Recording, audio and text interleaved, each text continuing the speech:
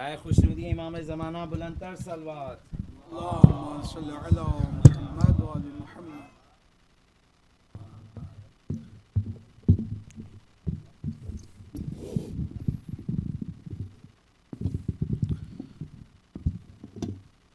رحم الله من قرأ الفاتحة. بسم الله.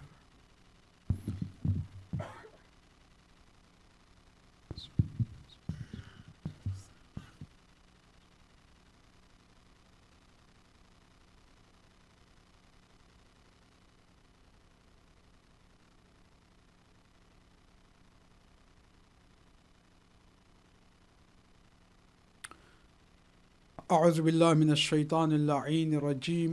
بسم اللہ الرحمن الرحیم. الحمد للہ رب العالمین والصلاة والسلام التحیۃ والاکرام علی الرسول الاعظم الامین الذی سمی فی السماء باحمد وفی الارض بابی القاسم محمد وأهل بيته الطيبين الطاهرين المعصومين ولعنة الدائمة على أعدائهم وغاصب حقوقهم ومنكر فضائلهم والشاكين فيهم والمنحرفين عنهم إلى قيام يوم الدين. أما بعد، فقد قال رسول الله صلى الله عليه وآله وسلم: مثل أهل بيتي كمثل سفينة نوح من ركبها نجا ومن تخلف عنها ضل فغرق وهوى. بلند آواز میں صلوات پڑھیں محمد وآل محمد.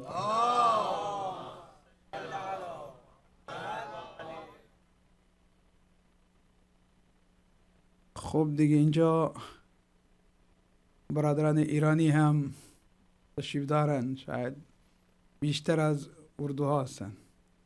من فارسی خیلی وارد نیستم که صحبت کنم، ولی اظهر بای به من گفت دیگه باید یه 10 دقیقه در زبان فارسی هم صحبت کنید. خب مشکلی نیست که آسون نشود، مرد باید که هراسون نشود.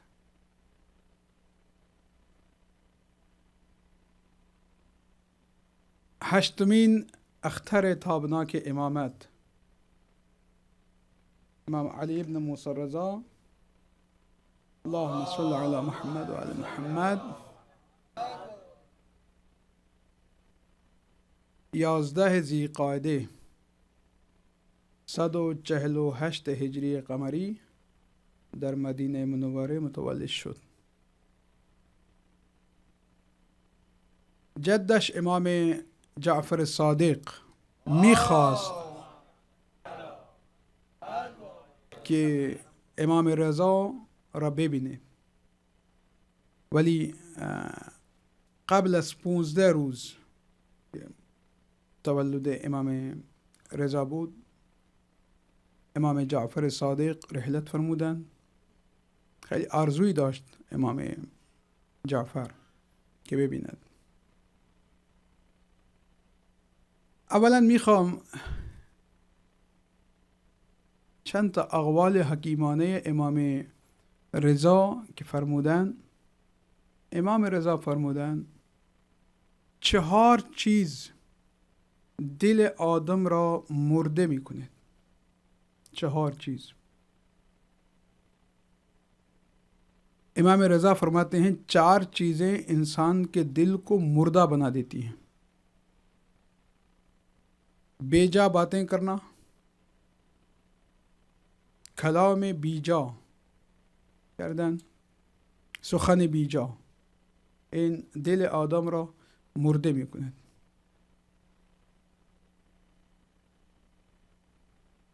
با زنان نامحرم صحبت کردن.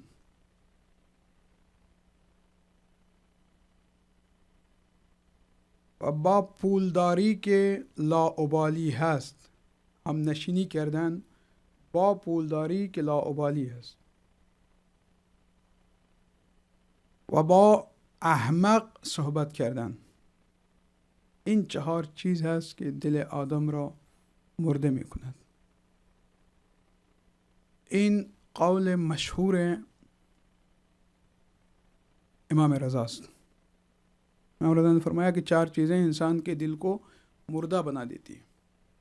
ایک بیجا گفتگو کرنا، دوسرے احمق سے بحث کرنا، یہ آدمی کے دل کو مردہ بنا دیتا ہے. تیسرے نامحرم عورتوں سے زیادہ باتیں کرنا، کثرت سے باتیں کرنا، در حد ضرورت کے لیے ہیچ، لیکن زیادہ باتیں کرنا یہ دل کو مردہ بنا دیتا ہے. اور چوتھے کمینے مالدار کے ساتھ اٹھنا بیٹھنا، یہ بھی انسان کے دل کو مردہ بنا دیتا ہے. نئے جو مالدار ہوتے ہیں، نیا مالدار اور پرانا فقیر، یہ ہر معاشرے کی پرابلم ہے. سمجھ رہے ہیں آپ؟ ایک نیا مالدار اور دوسرے پرانا فقیر.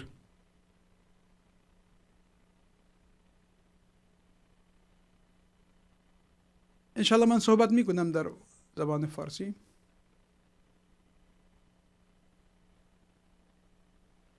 میں نے جو سرنامہ کلام قرار دیا ہے،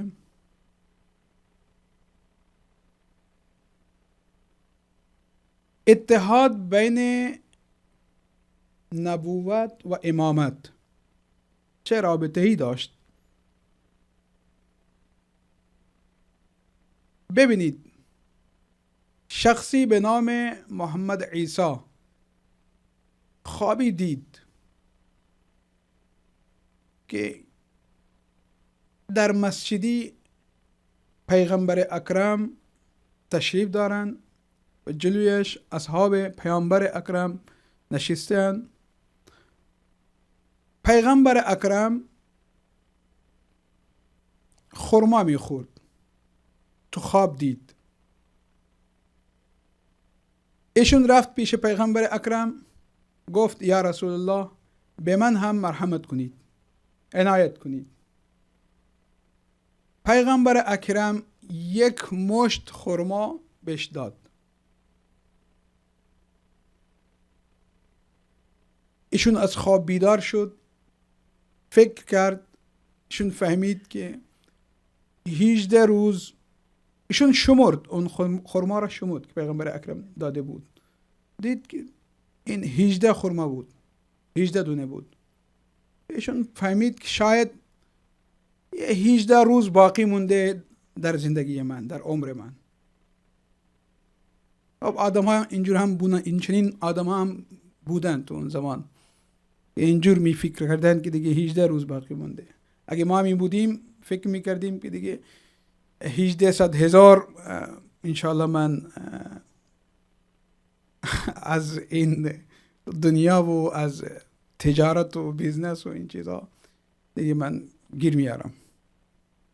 خب این چنین فکر کرد که 18 روز باقی مونده شاید.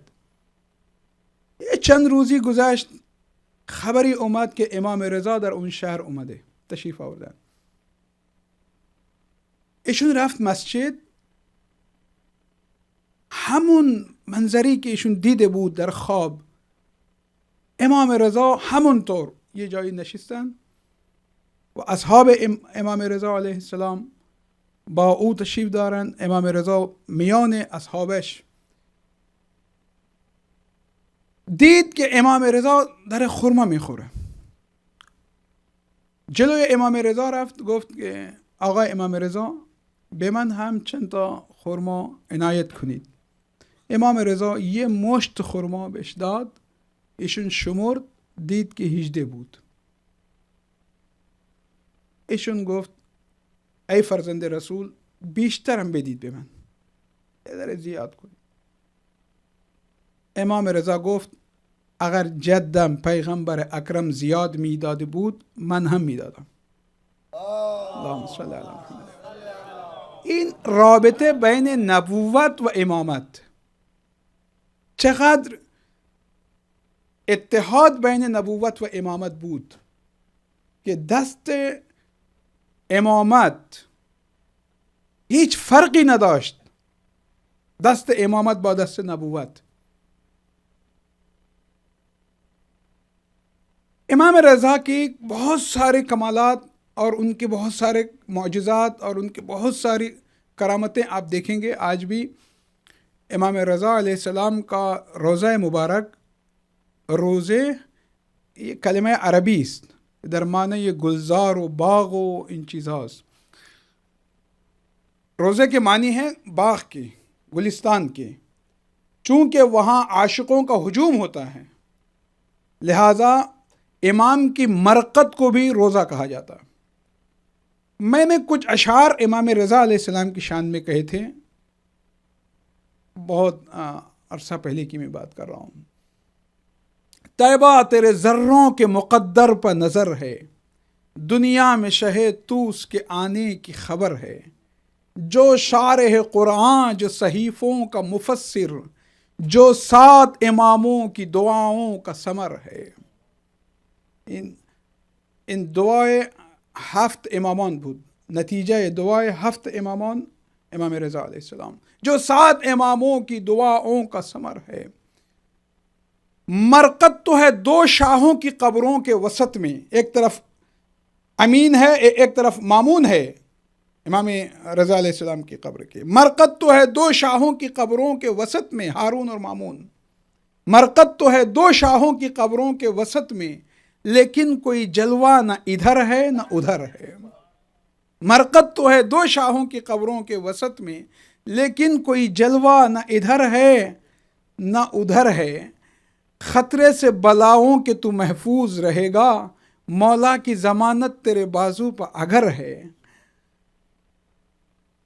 مشہد کا کفن اوڑھ کے آیا ہوں فرشتوں، کہہ دو میرے مالک سے یہی زاد سفر ہے. من کفن مشهد زیبتن کردم اومدم تو قبر، ای فرشتگان برید به خدا بگید که همین زاد سفر من دارم. من هیچ تو این دفتر اعمال من هیچ ندارم، فقط یک کفنی آوردم از مشهد، همین زاد سفره، همین توشای آخرت منه. مشہد کا کفن اوڑھ کے آیا ہوں فرشتوں، کہہ دو میرے مالک سے یہی زاد سفر ہے. ہم توس کے ذروں کو بھی رکھ لیتے ہیں سر پر، وہ جوہری ہم ہیں جنہیں عرفان گوہر ہے. ہم توس کے ذروں کو بھی رکھ لیتے ہیں سر پر، وہ جوہری ہم ہیں جنہیں عرفان گوہر ہے. الفاظ و معانی کی روانی سے یہ سمجھا، ایک مطلع ثانی کے چمکنے کی خبر ہے. یہ شاہ خراسان کے قدموں کا اثر ہے، یہ شاہ خراسان کے قدموں کا اثر ہے. فیروز مشہد پر زمانے کی نظر ہے، یہ شاہ خراسان کے قدموں کا اثر ہے. فیروز مشہد پر زمانے کی نظر ہے. یوں تو کئی قصے ہیں فضیلت میں رضا کی، لیکن میری ایک چھوٹے سے قصے پر نظر ہے. بڑھتی ہے جو مشہد کو امامت کی سواری، کہتے ہیں نجومی کے بہت خوب سفر ہے. یہ شوق زیارت ہے کہ الفت کی کشش ہے، افراد کا سیلاب سرے راہ گزر ہے. فرزند نبی پردہ محمل کے ہیں اندر، یا ابر میں مخفی کوئی زوتاب قمر ہے. پردہ جو عماری کا صحابی نے اٹھایا، ہر منہ سے یہ نکلا کہ محمد کا پسر ہے. کل تم نے قلم دینے سے انکار کیا تھا، لیکن سر میدان یہاں رنگ دیگر ہے. بے چین ہے کب ہو لب پرنور کو جنبش، ارباب قلم کی رخ مولا پر نظر ہے. اتنے میں ہلے ہونٹ صدا آئی کہ سن لو، عصمت کے حوالوں سے مزین یہ خبر ہے. ایک قلعہ مضبوط ہے توحید کا کلمہ، آ جائے جو اس میں اسے کس بات کا ڈر ہے. پھر آئی صدا کلمہ وحدت بھی ہے بیکار، وحدت کی شرائط میں اگر کوئی کسر ہے، وحدت کی شرائط بھی ڈبو سکتی ہیں تم کو، تھوڑی سی کمی میری محبت میں اگر ہے۔ یہ کہہ کے جو بڑھنے لگی مولا کی سواری، ایک شور ہوا دیکھو کہاں ہے وہ کدھر ہے، وہ ضامن آہو وہ زمانے کا نگہباں، وہ جس کو سمجھنے میں ابھی فہم بشر ہے، وہ جس کی ہے چوکھٹ پسر شوکت شاہی، وہ جس کو سمجھنے میں ابھی فہم بشر ہے۔ کیا تیز ہے سلمان قلم مدح رضا میں، اب اس سے بھی اچھی کوئی دنیا میں سپر ہے، کوئی اس سے اچھی کوئی تلوار نہیں ہے، اس سے اچھا کوئی خنجر نہیں ہے اس دنیا میں۔ بلند آواز میں صلوات پڑھ دیجئے محمد و آل محمد۔ آج ہم گفتگو کریں گے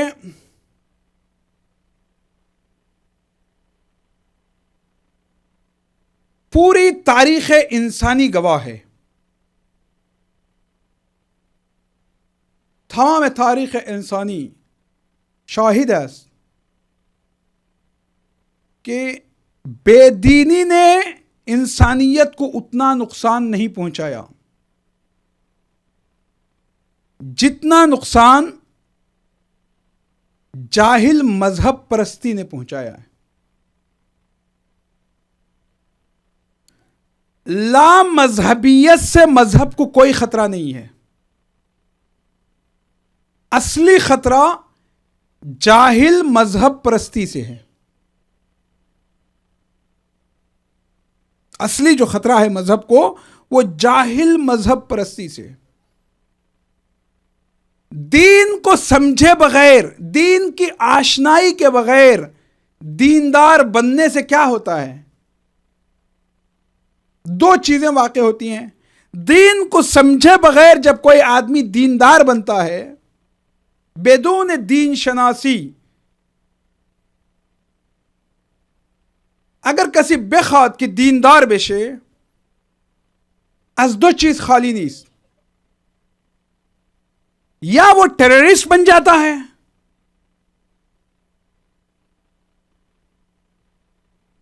یا پھر وہ مست قلندر بن جاتا ہے۔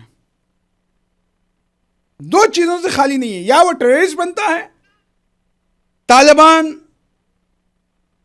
القاعدہ، خوارج، داعش بن کے گھروں کو اجاڑتا ہے، بستیوں کو تباہ کرتا ہے، انسانیت کا خون کرتا ہے، لہو لہان کرتا ہے، خود مرتا ہے، دوسروں کو مارتا ہے۔ دین کو سمجھے بغیر جب آدمی دیندار بنتا ہے تو آدمی کیا ہوتا ہے؟ وہ یا تو ٹیررسٹ بن جاتا ہے، یا تو پھر قدامت پرست بنتا ہے۔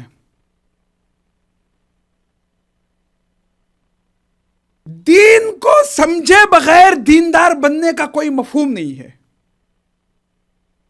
دین کو سمجھے بغیر کوئی آدمی دیندار بن ہی نہیں سکتا، محال ہے، ناممکن ہے۔ دین کو سمجھے بغیر دیندار بننا اتنا ہی مشکل ہے جتنا گول گنبد پر انڈا ٹھہرانا۔ کبھی ٹھہرایا آپ نے؟ السلام علیکم، السلام علیکم۔ پانی میں لکیر کھینچنا، خط بر آب، خط بر آب کشیدن فارسی میں کہتے ہیں، پانی میں لکیر کھینچنا محال ہے، محال۔ دین کو سمجھے بغیر آدمی دیندار بن ہی نہیں سکتا۔ جانوروں کی طرح انسانوں کو ہکا کے مسجدوں کو بھر دینا دینداری نہیں ہے۔ میری نظر میں انسانوں کو بیوقوف بنانا ہے۔ اصلی کام دینی شعور پیدا کرنا، آدمیوں میں دین کا شعور بیدار کرنا، یہ اصلی کام ہے۔ جب آدمی دین کو سمجھ جائے گا تو خود بخود دیندار بن جائے گا. آپ آدمی کو خدا تک پہنچا دیجئے، خود بخود وہ مسجدوں تک پہنچ جائے گا. آپ آدمی کو حسین تک پہنچا دیجئے، خود بخود وہ مجلسوں تک پہنچ جائے گا. یاد رکھیے، ہر دور میں چالاک سیاست نے اندھی عقیدت سے فائدہ اٹھایا ہے. جملہ کہہ رہا ہوں، ہر دور میں چالاک سیاست نے اندھی عقیدت سے فائدہ اٹھایا ہے. اس زمانے دور قدیم میں اور دور جدید میں کوئی فرق نہیں ہے. زمانے قدیم میں کیا ہوتا تھا؟ اس زمانے میں اہل نہروان تھے، آج طالبان ہیں. کل خوارج تھے، آج داعش ہیں. کل ہرملہ تھا، آج القاعدہ ہے. تاریخ اپنے آپ کو دہراتی ہے. یہ وہی لوگ ہیں.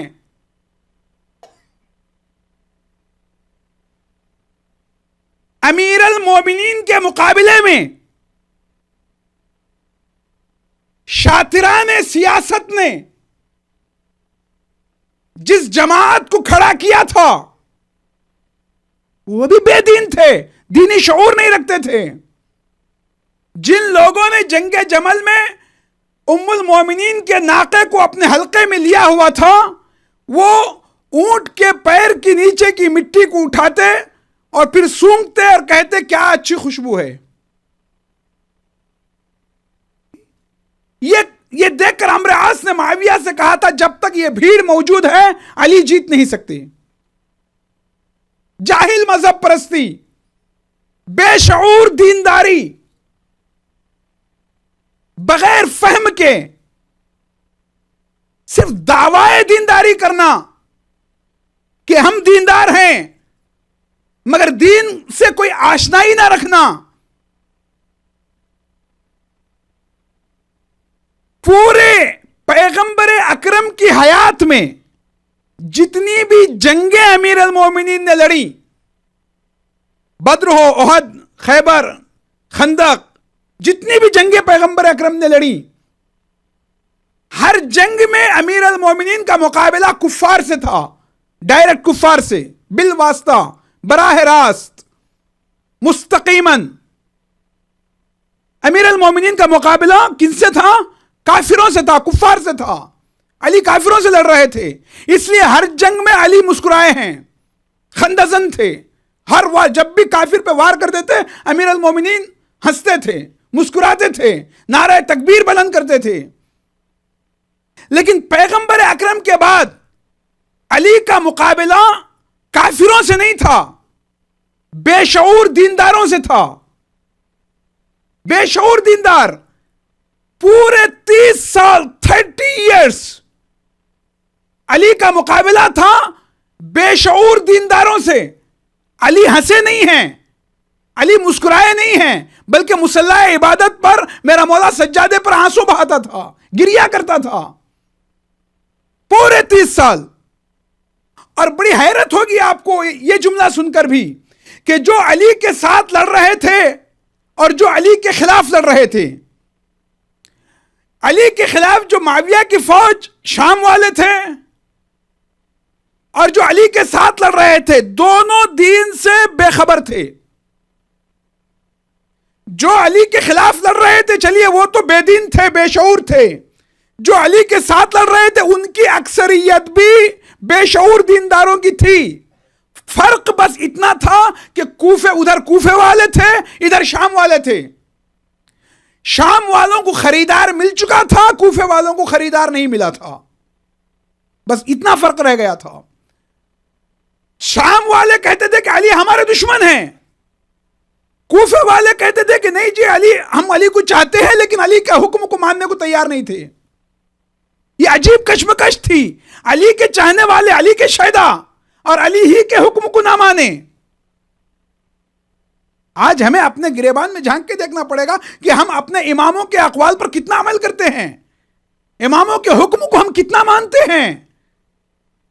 وہ کیفیت تھی کہ ہم علی کے چاہنے والے ہیں لیکن ہم علی کے حکم کو نہیں مانتے. یہ عجیب کشمکش. 30 سال تک امیر المومنین کا مقابلہ کفار کے ساتھ نہیں تھا بلکہ بے شعور دینداروں کے ساتھ رہا.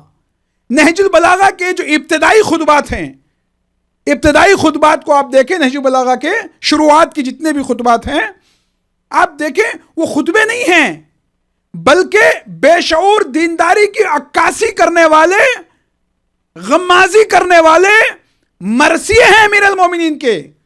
قسم اللہ کی باطل پر ان سب کا ٹھہر جانا.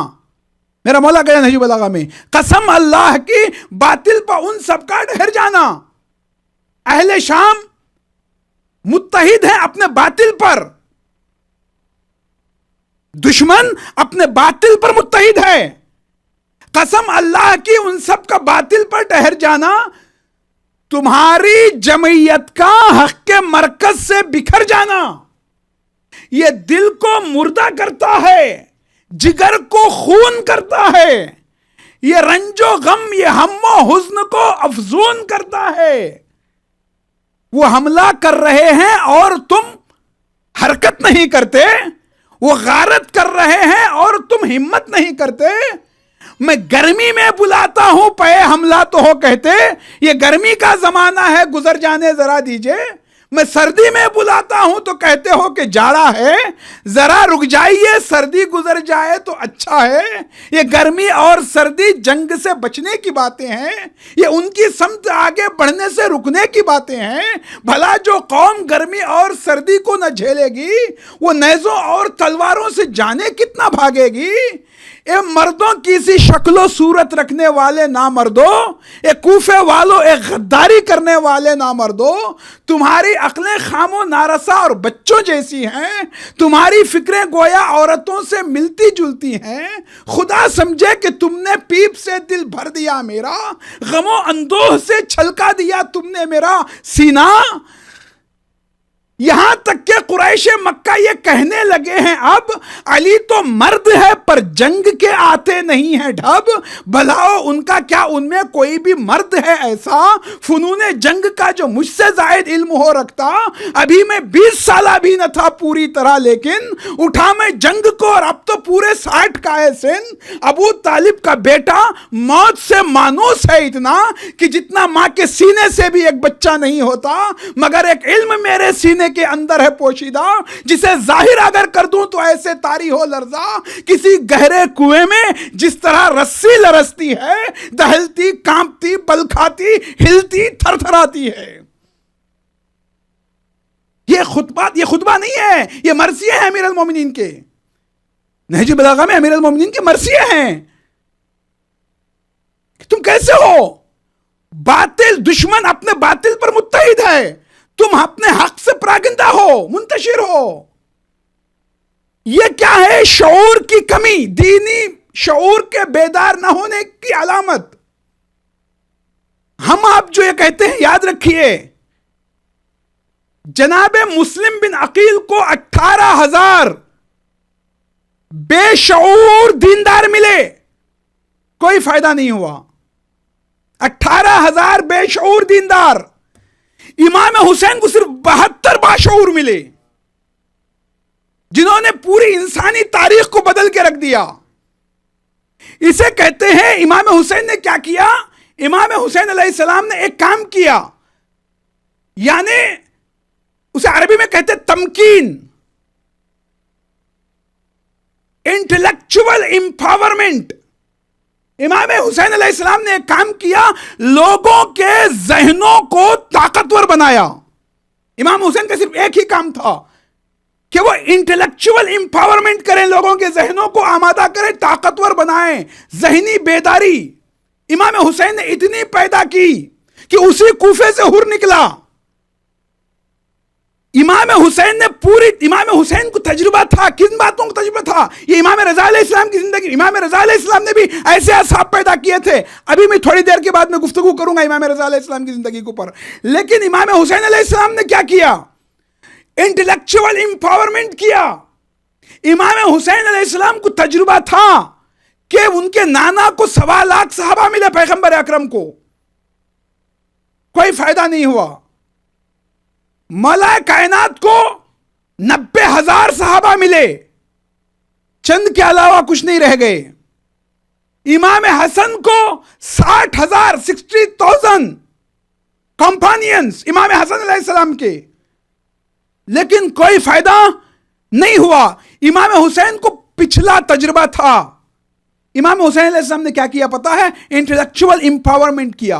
امام حسین کو معلوم تھا کہ خراب اینٹوں سے ایک اچھی عمارت نہیں بن سکتی، خراب تختوں سے ایک اچھا جہاز نہیں بن سکتا۔ تو امام حسین علیہ السلام نے پوری طاقت میرٹ پہ لگا دی۔ عقیدے پر مر مٹنے والے، جان دینے والے، حکم امام پر سر کٹانے والے، دینی شعور رکھنے والے، ایسے لوگوں کو تیار کیا امام حسین علیہ السلام نے۔ ایک ایسی فوج تیار کی، ایک ایسی جماعت امام حسین نے تیار کی جو حکم امام پر اپنے گلوں کو کٹا لیتی تھی، جن کے قول اور عمل میں کوئی تضاد نہیں تھا، کوئی اختلاف نہیں تھا۔ ایک ایسی جماعت کہ جس میں باپ تھا تو بیٹا بھی تھا، چچا تھا تو بھتیجا بھی تھا، ماموں تھا تو بھانجا بھی تھا، ہم شکل علی تھا تو ہم شکل نبی بھی تھا، نواسہ علی تھا تو نواسہ نبی بھی تھا، چادر فاطمہ تھی تو ناموس خدیجہ بھی تھی، زینب جیسی شہزادی تھی تو فضہ جیسی کنیز بھی تھی۔ موت کے بھوکوں کا یہ لشکر، شہادت کے پیاسوں کا یہ لشکر، جن کی آنکھیں الگ الگ تھیں مگر دیکھنے کا انداز ایک تھا، کان الگ الگ تھے مگر سننے کا انداز ایک تھا، زبانیں الگ الگ تھیں مگر بولنے کا انداز ایک تھا، دماغ الگ الگ تھے مگر سوچنے کا انداز ایک تھا، جملہ کہوں دل الگ الگ تھے مگر دھڑکنے کا انداز ایک تھا۔ نہیں اور آگے بڑھ کے کہتا ہوں، جینے کے ڈھنگ سب کے الگ الگ تھے مگر مرنے کا انداز سب کے ایک تھا۔ یعنی اتحاد فکر و عمل، جب ذہنی بیداری چاہنے والوں میں امام حسین کی شیدائیوں میں آ جاتی ہے، مولا کائنات کی شیدائیوں میں آ جاتی ہے، ذہنی بیداری یہ ایک انقلاب پیدا کر دیتی ہے۔ قرآن تعویذ سے نکل کر حلق میں اترتا ہے تو دنیا میں ہنگامہ پیدا ہوتا ہے۔ عزاداری جب کردار بن جاتی ہے، ریچول سے نکل کر، ٹریڈیشن سے نکل کر جب کردار بن جائے عزاداری، تو دنیا میں ایک انقلاب برپا ہو جاتا ہے۔ عزاداری کردار اس وقت بنتی ہے جب فکری طور پر ہم طاقتور بنیں،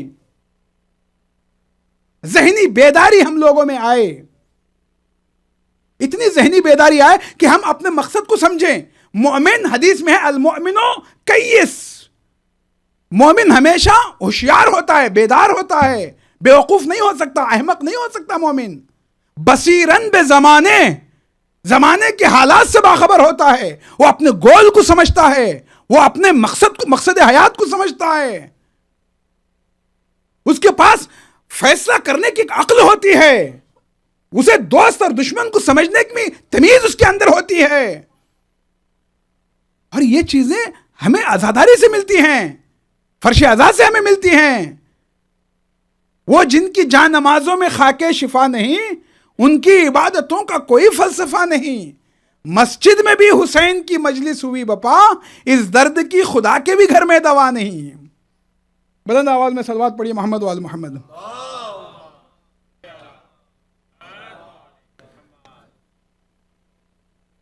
یہ ہے کہ ہم لوگ اپنے اندر فکری طور پر بیداری پیدا کریں، اور فکری بیداری امام رضا علیہ السلام نے، آپ دیکھیں جتنے اصحاب ہیں، دیوبند خزائی، امام صحابی امام علی رضا علیہ السلام بود، صفوان جمال، فضل بن شازان، جس طرح امام جعفر صادق علیہ السلام نے ایجوکیشنل امپائر قائم کیا تھا، جس میں جابر بن حیان، ابان بن تغلب، محمد بن مسلم، ابو حنیفہ، ایک ایجوکیشنل امپائر امام صادق نے قائم کیا تھا، اسی طرح سے امام رضا کو بھی ولی عہدی کے بعد ایک خوشگوار موقع ملا. امام رضا نے بھی انٹلیکچوئل امپاورمنٹ کیا، لوگوں کے ذہنوں کو طاقتور بنانا شروع کیا. مامون الرشید دو تا ازدواج کرد، زنش همسرش یکی عربی بود و یکی عجمی بود. از زن عرب امین الرشید متولد شد و از زن عجم مامون الرشید متولد شد. وقتی که این دو تا بچه ها دیگه جوان شدن، خب با هم اینا برای دولت و حکومت و این چیزها دیگه دعوا میکردن با هم. هارون الرشید دولت خود را تقسیم کرد به دو فرزندان. عرب را به امین الرشید داد که از متولد شده بود از زن عربی، و عجم را یہ به مامون الرشید داد. دو تا برادران. خب مامون الرشید قدری عقلمند بود، عاقل بود، و امین الرشید دیگه شراب خور و عیاش و این چیزها.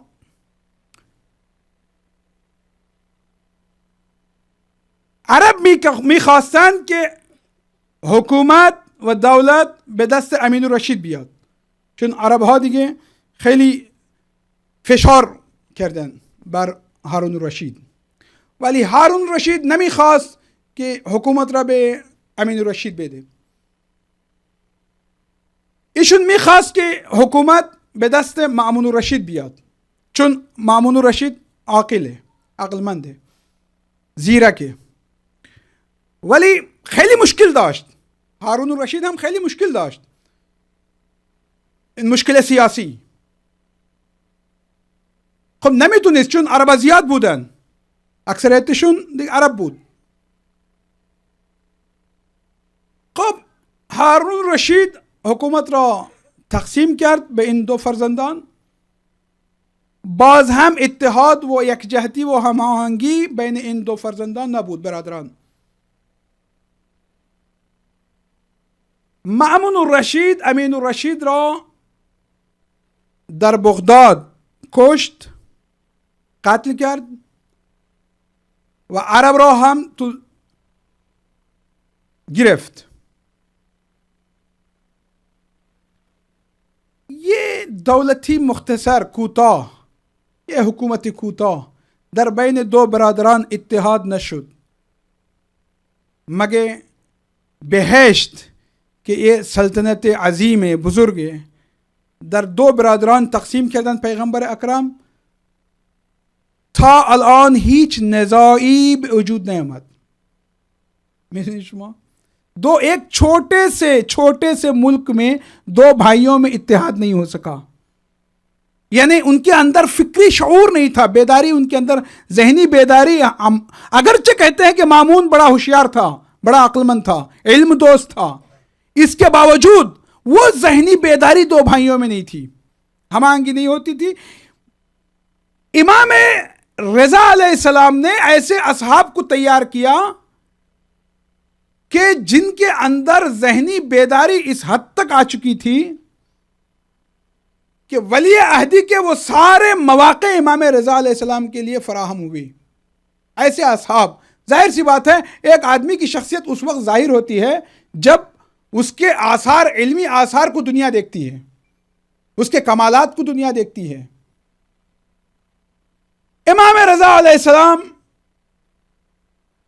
کے لیے حکومت کوئی مشکل کام نہیں تھا. بعض لوگ کہتے ہیں کہ چرا امام رضا علیہ السلام ولی عہدی را اختیار کرد، کیوں امام رضا علیہ السلام نے ولی عہدی کو اپنایا، کو کیا وجوہات تھی کہ امام رضا علیہ السلام نے ولی عہدی کو لیا. یہ ایک بہت بڑا مسئلہ تھا ولی عہدی کا. ظلم ظالموں نے اہل بیت کے لیے ہمیشہ حربے بدلے. مولا کائنات کے لیے الگ حربہ ظالم نے اختیار کیا. امام حسن کے لیے بالکل ایک الگ صورت صلح کی پیش ہوئی. امام حسین کے لیے پھر ظلم نے اپنا حربہ بدل دیا. امام سجاد سے پھر اس نے بیعت کا مطالبہ نہیں کیا. امام باقر سے پھر ظلم نے اپنا حربہ بدل دیا. امام باقر اور امام صادق کے دور میں ان کو کشادگی ملی، فراخی ملی، حالات ان کے لیے اچھے رہے. لیکن پھر امام رضا علیہ السلام کے لیے امام موسیٰ کاظم علیہ السلام کو قید میں ڈال دیا.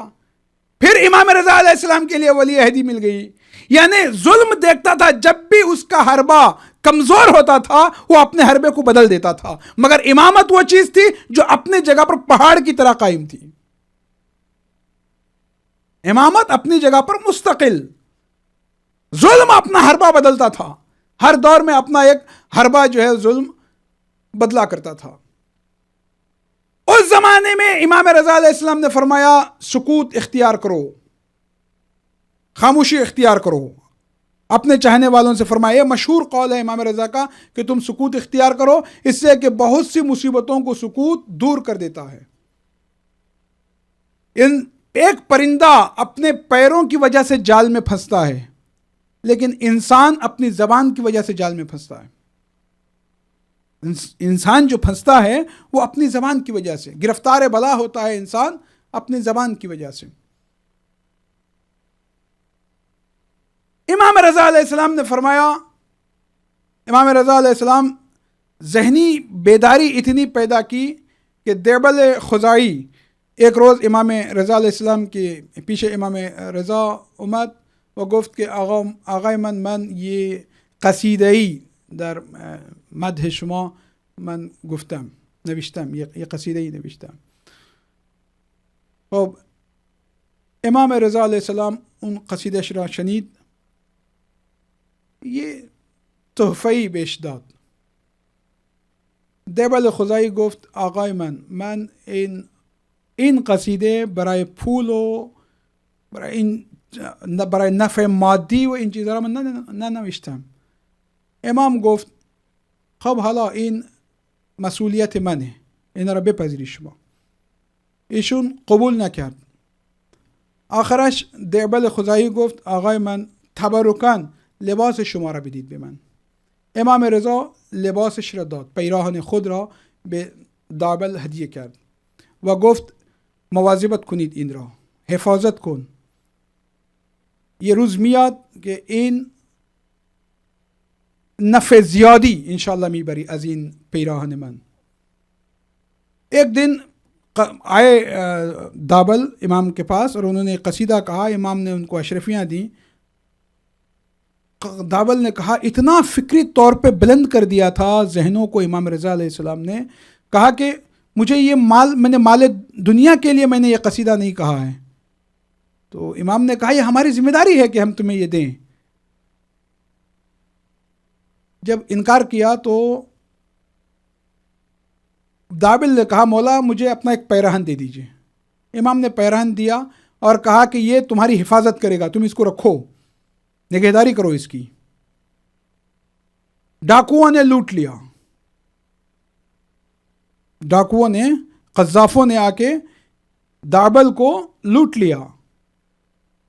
اس پیراہن کی برکت سے، بے برکت ان پیراہن کے امام رضا علیہ السلام بے دابل دادے بود، دابل کو پناہ ملی، امان پائے. وہیں سے وہ ٹکڑا جو ضمانت کے طور پہ ہم رکھتے ہیں، امام رضا علیہ السلام کو ضامن آہو بھی کہتے ہیں، ہرن کی بھی ضمانت امام رضا علیہ السلام نے لی تھی. اس کے بعد سے ضمانت کا ایک سلسلہ جو چلا ہے ہمارے اندر کہ جو ہم لوگ اپنے بازوؤں پہ باندھتے ہیں، یہ جناب اس کے پیچھے بھی اس کا بھی ایک بیک گراؤنڈ ہے، ایک پس منظر ہے. یہ جناب دابل علیہ السلام سے چلا. اس لباس نے، امام رضا کے اس پیراہن نے دابل کو مشکلات سے بچایا تھا. فضل بن شازان نے کئی کتابیں لکھیں. صفوان جمال، آپ کو پتہ ہے یہ جو زیارت وارثہ ہے اس کے راوی ہیں صفوان. امام رضا علیہ السلام کی آپ دیکھیں ایک کتنا ذہنی طور پہ بیدار کیا تھا. امام رضا علیہ السلام کے بعد سے جو ہے وہ زیارت وارثہ رائج ہوئی ہے. اس کے راوی ہیں حمران اور صفوان، یہ دو اس کے راوی ہیں زیارت وارثہ کے. زیارت وارثہ بنی امام رضا علیہ السلام کے دور کے بعد. امام صادق علیہ السلام نے راہ کو تو ہموار کر دیا تھا، لیکن مکمل طور پر جو رائج ہو گئی ہے وہ امام رضا علیہ السلام کی زندگی کے بعد ہے. امام رضا علیہ السلام نے جو ایجوکیشنل امپائر قائم کیا، اس میں کئی اہم شخصیتیں، علم کے پہاڑ امام رضا علیہ السلام کے آپ کو دیکھنے کو ملیں گے دنیا کی اسلامی تاریخ میں. اسی تاریخ میں ایک نام ہے فضل بن شاذان کا بھی. ابو سلیط ایک امام کے ایک چہنے والے بھی تھے. حرثمہ ایک صحابی تھے امام کے، بلکہ خادم تھے. حرثمہ ان کا نام تھا، جو امام کے لیے وضو کا پانی ہمیشہ مہیا کرتے تھے. کتنا بڑا خدمت گزار، امام کی خدمت جسے مل جائے اسے کہتے ہیں حرثمہ. ایک دن امام رضا علیہ السلام کو انگور میں زہر دیا گیا. امام رضا رات بھر بے چین رہے، کروٹ بدلتی رہے امام رضا علیہ السلام. صبح کو امام رضا علیہ السلام نے حرثمہ سے کہا مجھے وضو کا پانی دو. حرثمہ نے وضو کا پانی دیا. امام رضا علیہ السلام نے کہا حرثمہ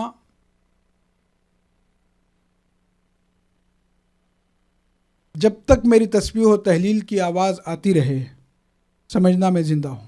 جب میری تسبیح و تحلیل کی آواز بند ہو جائے سمجھ لینا کہ میری روح قفس عنصری سے پرواز کر گئی ہے.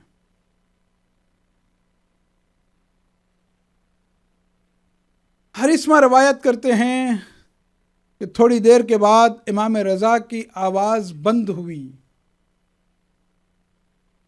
امام تقی باعجاز پہنچے، اس لیے کہ امام کی نماز جنازہ امام ہی پڑھا سکتا ہے.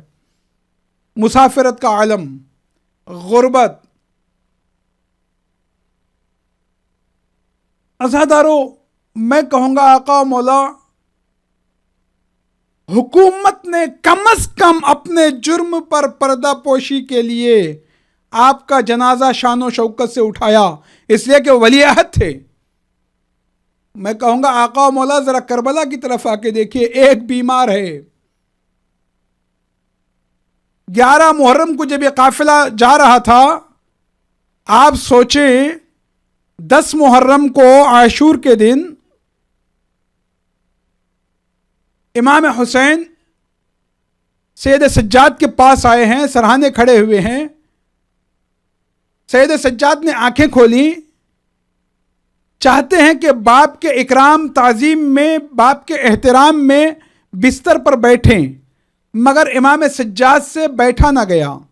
زینب نے بغل میں ہاتھ دے کر سجاد کو بستر پہ بٹھایا.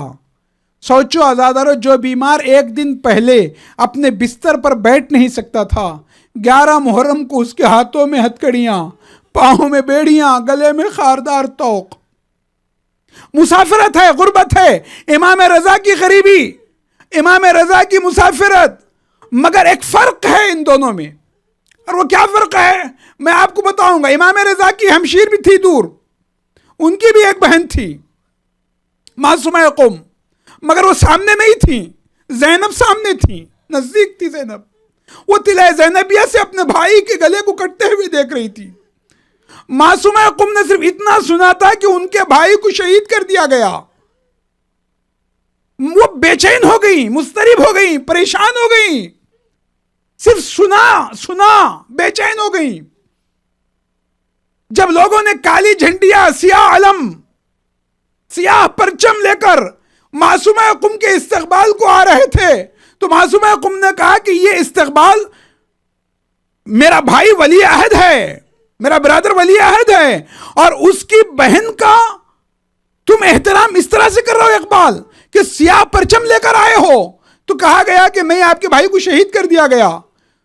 تو معصومہ اقم اتنا پریشان ہوئی کہ پھر وہ اٹھ نہیں سکی اس خبر کو سننے کے بعد. میں کہوں گا ذرا زینب کو دیکھو، 11 محرم کو زینب چلی تھی، تمام بیویوں کو زینب نے سوار کیا. ام لیلا آؤ میں تم کو سوار کرتی ہوں، ام رباب آؤ میں تم کو سوار کرتی ہوں، اے میری ماں کی بوڑھی کنیز فضا میں تجھے سوار کروں گی. بیویوں کو، تمام بیویوں کو زینب نے سوار کر دیا. جب خود زینب کے سوار ہونے کی باری آئی، زینب نے فرات کا رخ کیا، کہا بھیا عباس، جب میں مدینے سے چلی تھی تم نے میرے پردے کا اہتمام کیا تھا. سید سجاد نے کہا پھوپھی اماں گھبرانا نہیں، میں آپ کو سوار کروں گا. زینب نے کہا بیٹا تم مجھے کیسے سوار کرو گی؟ سید سجاد نے کہا پھوپھی اماں میں حالت رکوع میں جاتا ہوں، آپ میری پشت پہ قدم رکھ کر سوار ہو جائیں. اب سمجھے عظمت زینب کو قرآن پر قرآنی رکھا جاتا ہے. پشت امامت پر زینب کے قدم آئے، زینب نے یا علی کہا، سوار ہو گئیں. تھوڑی ہی دیر کے بعد زینب نے اپنے آپ کو ناقے سے گرا دیا. سید سجاد نے کہا پھوپھی اماں بڑی مشکل سے میں نے سوار کیا تھا، آپ نے خود کو ناقے سے کیوں گرا دیا؟ زینب نے کہا بیٹا سجاد یہ تیرا چہرہ دودھ کی طرح سفید کیوں ہو گیا ہے؟ بیٹا کیا تو مرنا چاہتا ہے؟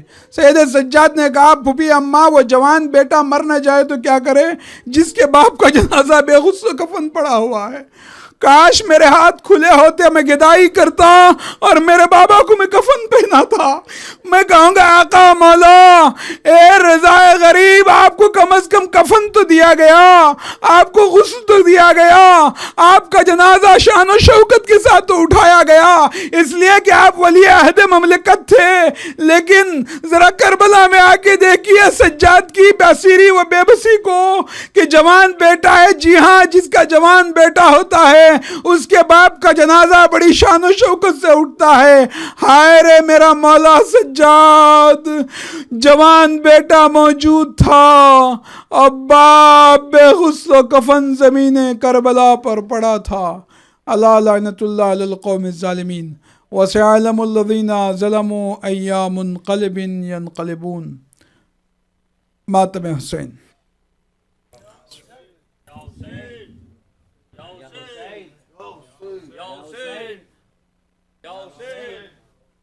یا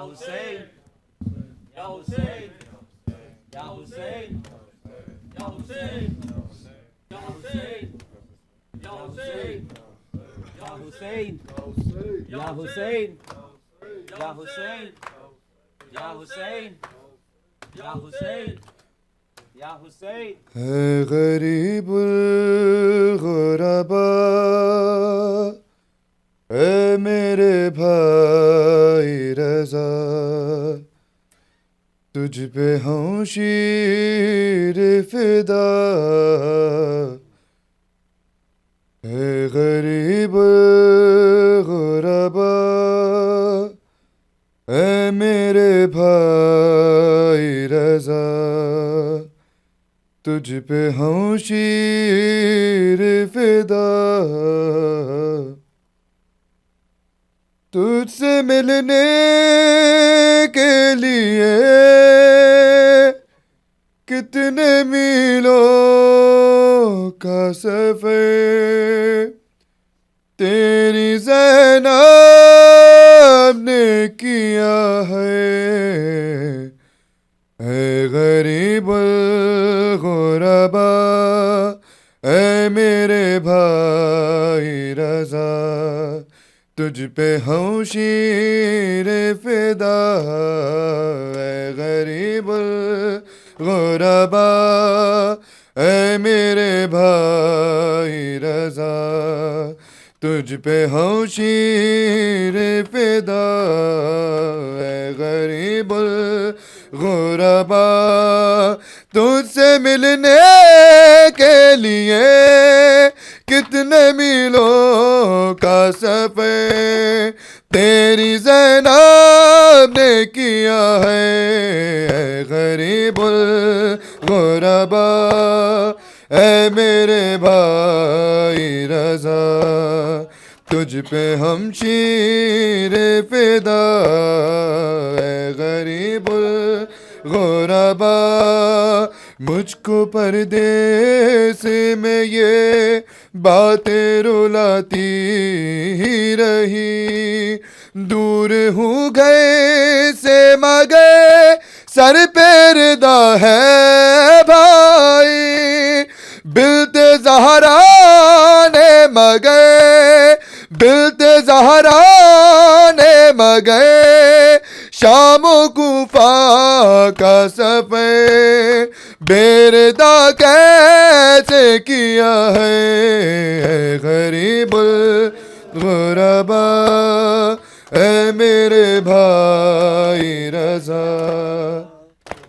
ہم شیر فدا اے غریب الغربا تم کو زندہ میں کہیں قید نہ کر لے کوئی میرے بابا کی طرح زہر نہ دے دے کوئی جی نہیں پاؤں گی میں سن کے مر جاؤں گی میں تم کو گر کچھ بھی ہوا ہے اے غریب الغربا اے میرے بھائی رضا بے ہم شیر فدا اے غریب الغربا موت سے پہلے مجھے ملنے برادے آ جا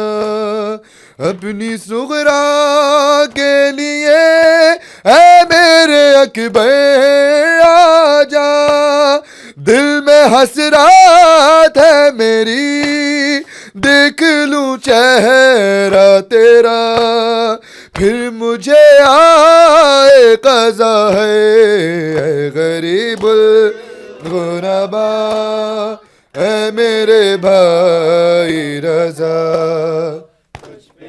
شیر فدا اے غریب غربا ہے تکلوں یہ محل بھائی پہ جا دیتی تھی سن کے بھائی کی خبر خاک پہ یہ ایسے گری لب پہ تھا ہائے رضا ہائے رضا لب پہ تھا ہائے رضا دل پہ قابو نہ رہا کھا گئی اس کو قضا ہے اے غریب الغربا اے میرے بھائی رضا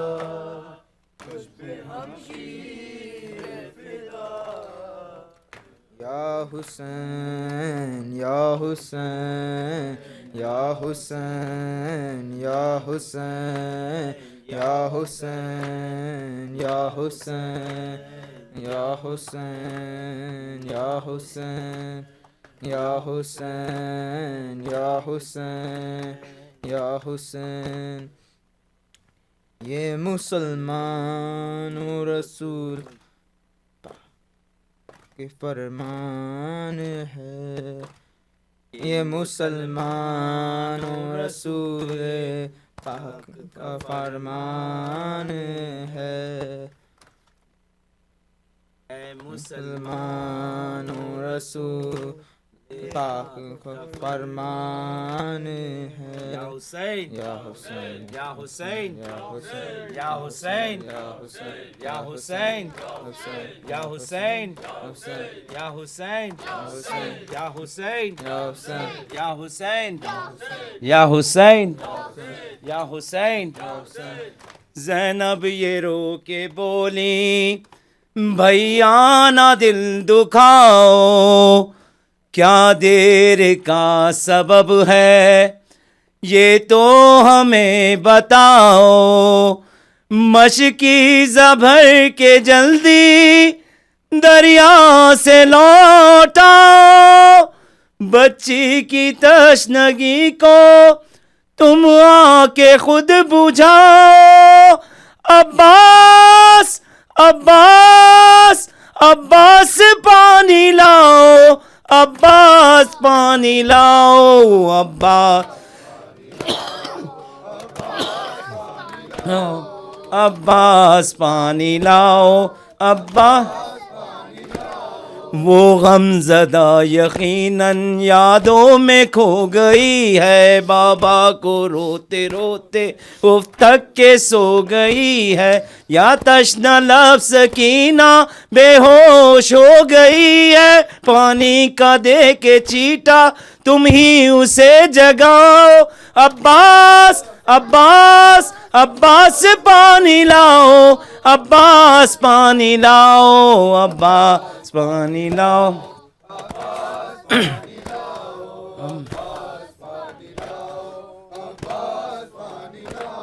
اس بے کسی پہ ہائے آتا ہے مجھ کو رونا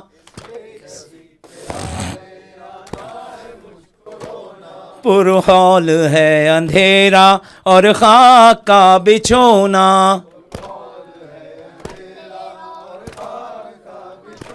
سینے پہ سونے والی کیا جانے ایسا سونا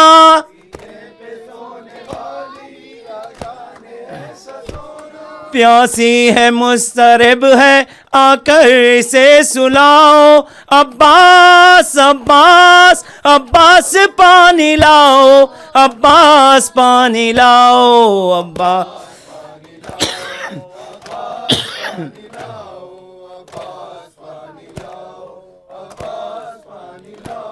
وہ غم زدہ یقیناً یادوں میں کھو گئی ہے بابا کو روتے روتے اف تھک کے سو گئی ہے یا تشنہ لب سکینہ بے ہوش ہو گئی ہے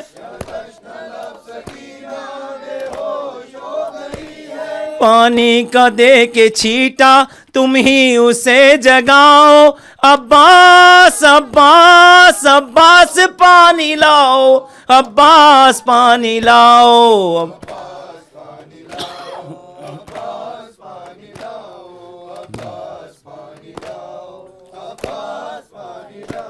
ہاتھوں میں خالی کوزے بچے لیے ہوئے ہیں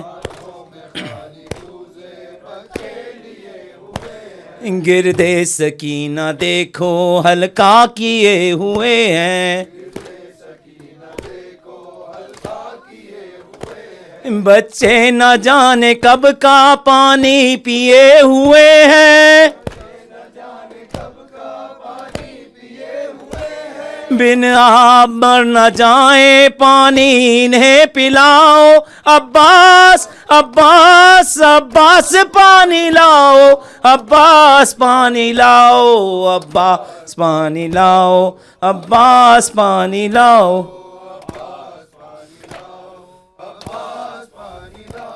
عباس پانی لاؤ عباس پانی لاؤ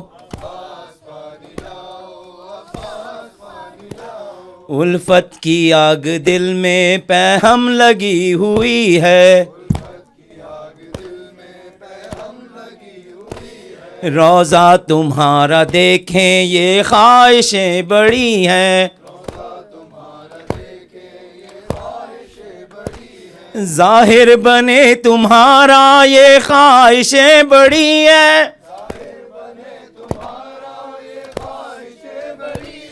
آنکھوں کی تشنگی کو تم دید سے بجھاؤ عباس عباس عباس پانی لاؤ عباس پانی لاؤ عباس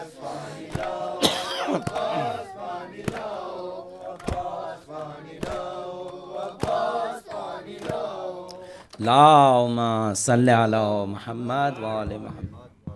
السلام عليك يا أبا عبد الله الأرواح التي حلت بفنائك أبدا ما بقيت وبقي الليل والنهار ولا جعله الله آخر العهد مني لزيارتكم. السلام على الحسين وعلى علي بن الحسين وعلى أولاد الحسين وعلى أصحاب الحسين جميعا ورحمة الله وبركاته. السلام عليك يا غريب الغرباء يا معين الضعفاء والفقراء يا شمس الشموس أنيس النفوس غريبا شهيدا مدفونا بأرض الطوس. السلام عليك يا أبا الحسن علي بن موسى الرضا ورحمة الله وبركاته. السلام عليك يا غريب الغرباء. السلام عليك يا صاحب العصر والزمان يا خليفة الرحمن يا شريك القرآن. الأمان الأمان الأمان من فتنة آخر الزمان. السلام عليكم ورحمة الله وبركاته. اللهم صل على محمد وآل محمد وعجل فرج. اللهم